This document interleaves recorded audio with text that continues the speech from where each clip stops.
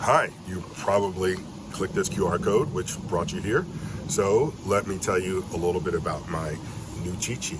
So my name is Okello. I teach photography classes, yada, yada. If you don't have one of these, you can buy one down in the links. It's made out of rigid vinyl, flexible, waterproof, all that stuff, two-sided. So let me get right into it. So the top part is going to walk you through the steps when it comes to taking a picture. Now, the first thing I do when I take a camera out of the box is to put it on raw files. Now, I'll keep this pretty short, but the reason I shoot raw files is because you can bring all of your information home. And I know some people might wonder why I don't talk about white balance on here.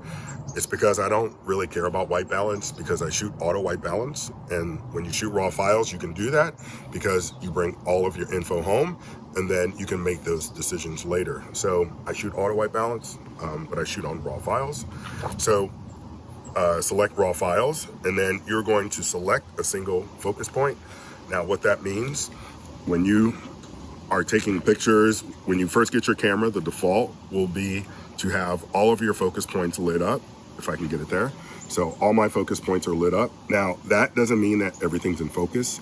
It means that you're letting your camera decide where it's going to focus. It's usually going to focus on where it thinks your important contrast is, but only you know where your important contrast is. It's right on your subject, and it's right on a very contrasty part of them. So if it's a portrait, you're gonna put it on their eyes. So you want to select a single focus point, and you're going to push on, this is a Canon 60D, although a lot of Canons do this, but like it says here, just Google your camera model because I can't cover every camera model. Some are kind of complicated, Nikon. So if you push this button, this one right here for Canons, I can use this top dial, and I'm going to put this where I want my subject to be, that important point of contrast on my subject. If I want them on the left side of the picture, I will put it right there. I'm not sure if you can see that, but that's how you select a single focus point. And just like you see here, if you want to get that picture of the flower, you want to put it on a contrasty part right on the flower. Or if you want one of the petals, you can put it on a petal. It's up to you. And after you select your single focus point, and you can put that wherever you want, then we are going to select manual mode. Now, manual mode gives you all of the control over your image, which can be scary at times because your picture is going to look totally black sometimes, but it's okay because we're going to get there and show you how you can change that. But the reason why I only have manual mode on this cheat sheet is because aperture priority, shutter priority, or TV, which is time value on Canon, or any other auto mode, if you use those modes, you're already cheating. So you don't need a cheat sheet for that. You need a cheat sheet for manual mode because soon you're not even going to need the sheet because it's all going to start to make sense. So now we get to taking our picture, and you're going to select a shutter speed. Now, the truth is these three things could go in any order. I could have ISO first, I could have shutter speed first, which I do, or you could have ISO first. I said ISO, didn't I? Or you could have your aperture first because all of them are important. So I put shutter speed first because when I teach people how to shoot in manual mode, I first teach them how to shoot in aperture priority. And if your shutter speed was always fast enough in aperture priority, well, we never would need to shoot manual. I mean, the world would be perfect. Everything would be frozen. Your kid would run across a dark room and we would freeze them, but that doesn't happen. So when we switch to manual mode, it's probably because we have a shutter speed issue.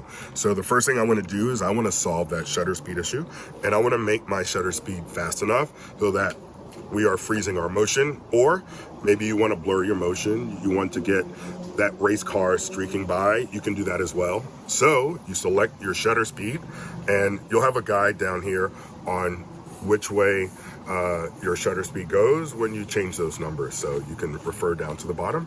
So select your shutter speed, and then you can select an aperture. And I think aperture is important because when it comes to aperture, that is an aesthetic of your picture. In other words, if you're taking a picture of me behind or in front of this tree with the nice fall leaves behind me, you're going to want to blur that a certain amount. maybe you don't want to blur it at all and you want to see as much tree as possible. Or maybe you want to really blur it out so it's just a big, orange blur behind me. And you'll do that with your aperture. And that's an aesthetic of your picture where you're making a decision. You know what? I don't want that tree back there. And plus, there's a dumpster behind that person over there. I want to blur that out so you don't see it. That's an aesthetic of your picture.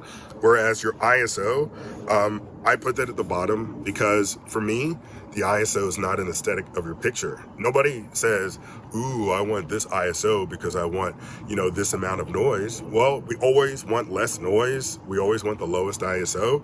So if you solve the two top things, your shutter speed and your aperture, wherever your ISO, gives you the perfect brightness, that's the lowest ISO that you can use to achieve your picture, if that makes sense. So when you take a picture, the great thing about shooting in manual mode, there's only three things that can happen. So you take your picture can be too dark, it can be too bright, or it might be perfect. If your picture is perfect, well, you just keep on taking pictures.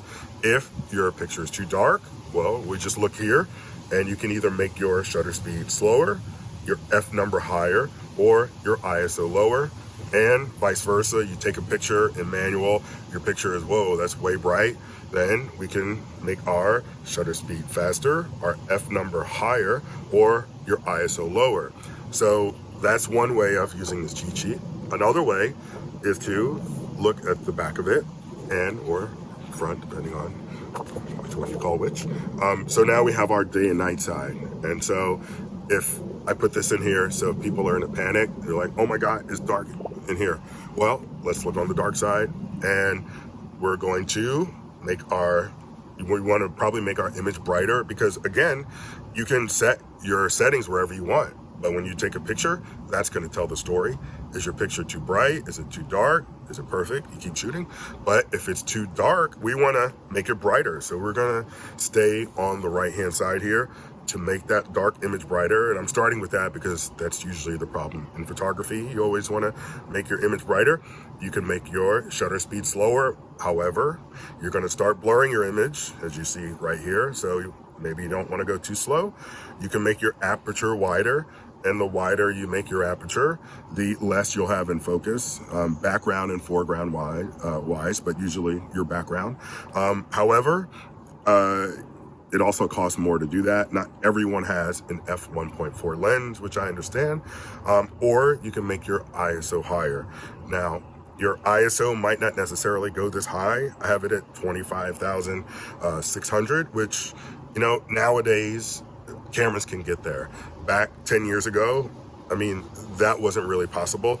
And I always think it's funny when I look at old camera things and they say, put it at a high ISO, like 1600. And I'm like, ha ha ha, we can do that now. Hopefully, in the future, when they look at this, and when I say in the future, even in a couple of years, it'll still be relevant where 25,000 might even be something you don't even bat an eye at. You just jack it up to 25,000. What's noise? We don't know what that is in 2030. Who knows? But so that's most of it right there. And I've already talked a long time probably. But yeah, this is how you use my cheat sheet. And sorry for my voice. Doesn't sound great right now. So we're going to drink some more tea and figure that out. Thanks for watching my video, and happy shooting.